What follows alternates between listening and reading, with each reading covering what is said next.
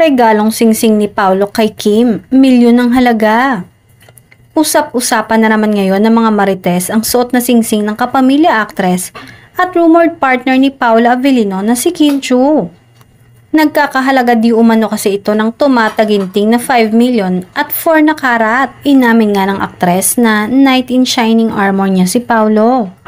Pero nang inusisa na siya tungkol sa singsing ay tameme ito. Natanong kasi ang kapamilya actress sa agaw pansin niyang suot na singsing nang umattend ito kahapon sa awarding sa Korea.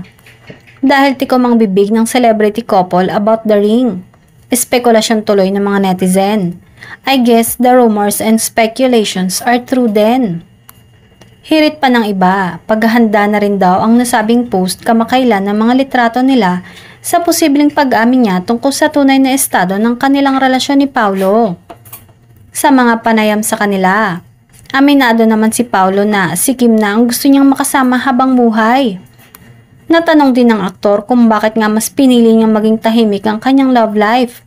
Aniya, pinoprotektahan lang niya ang kanyang sariling kaligayahan.